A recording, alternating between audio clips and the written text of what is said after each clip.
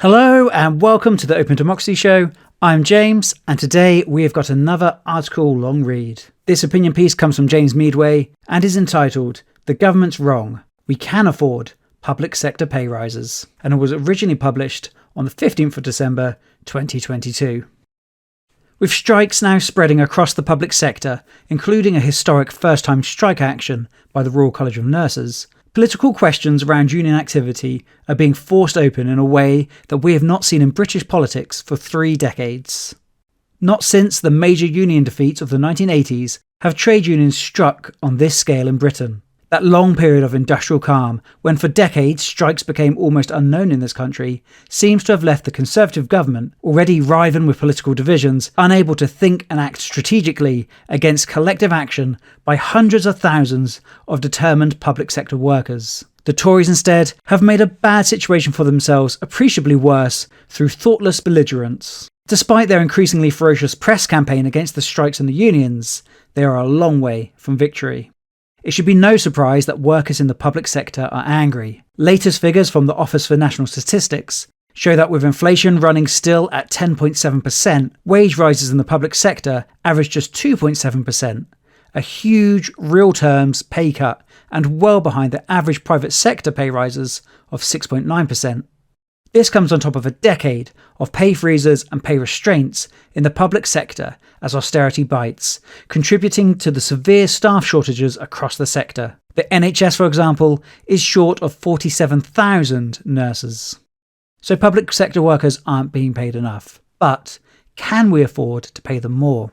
The government has been insisting that we can't, claiming that inflation-matching pay rises would cost £28 billion, or an alarming £1,000 for every household.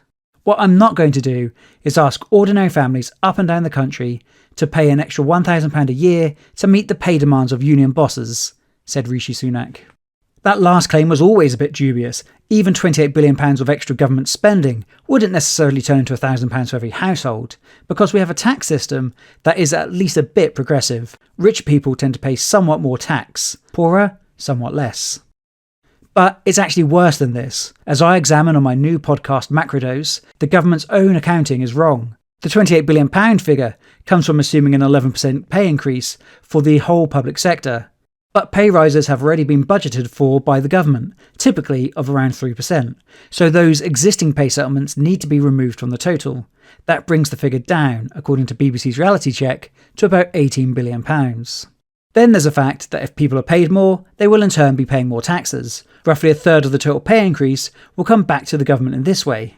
That gets us to a true cost to the government of a public sector pay award matching inflation of £12 billion. The original £28 billion figure is nonsense. Even the Treasury can't defend it, with the department's permanent secretary forced to claim that it had not emanated from the department in a grilling by MPs.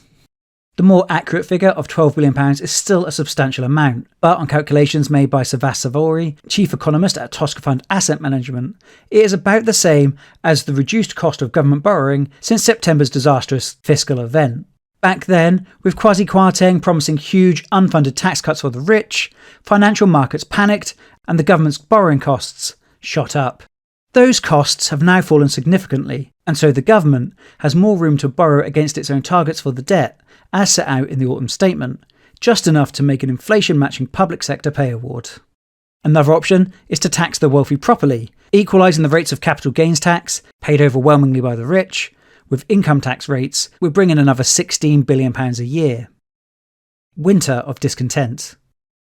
Even city economists and establishment figures have started to turn against the government's hardline in the last week. The former head of the Treasury, Sir Nicholas Macpherson, the man who oversaw austerity in the 2010s, approvingly cited a Times article attacking the idea that the so-called wage price spiral is a real threat, and saying the government needs to pay workers. Financial Times chief economics commentator Martin Wolf made the same point in his column this week. Former Monterey Police Committee member and current chief economist at Citigroup, William Butier, said the same thing. Public sector class warfare will be coming throughout next year, Butier told Bloomberg, if the government doesn't settle now.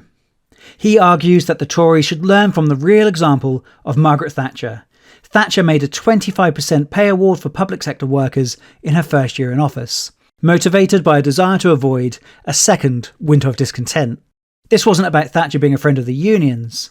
Having settled with the public sector in 1979, her government immediately turned on the steelworkers in January 1980, dragging them into a bitter dispute, which they lost. This was the key to Thatcher's success in taking on the unions, with her government carefully picking its battles, paying off one group of workers over here, taking on a fight over there.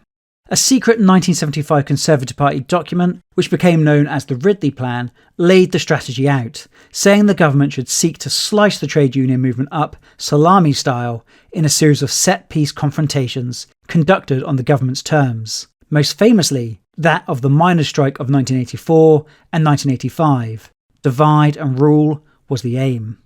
In stark contrast, the cosplay Thatcherites in this government have set up an almighty battle royale with the trade unions, fighting across the entire public sector at once. They are doing so seemingly without any clear strategy to win, or even a clear idea of what a realistic victory might look like, which has created an opening for the labour movement to press home its advantage.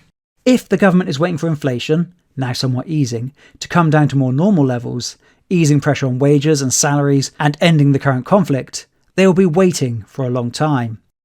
Even its own forecaster, the Office for Budget Responsibility, expects next year to end with inflation around 5%, significantly higher than the Bank of England's 2% target. A smarter government might, for instance, have seen the nurses' dispute brewing months ago and found a way to head it off with an inquiry into the special conditions of NHS workers or something similar, making a pay award as needed.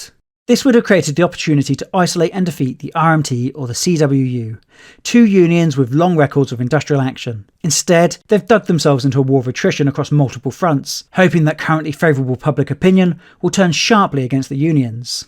Even if the wiser heads prevail and the government moves towards a settlement, they will have left it so late that there is a good chance it will be seen as a climb down for them, and a victory for the unions involved. Millions of workers, also suffering near-record inflation rates, could learn from the power of a good example. Industrial action works. So thanks for listening. If you'd like to read that article yourself, you can do so over at openDemocracy.net. And if you enjoyed today's episode and you're not already subscribed to the podcast, now would be a great opportunity to do so. Head over to your podcast platform of choice and hit the subscribe button. You can also follow Open Democracy across all the social media platforms, so whatever your platform of choice may be, search for Open Democracy and give us a follow on there. Even on Twitter, if that's still a thing by the time this recording comes out. Thanks for listening and have a great day.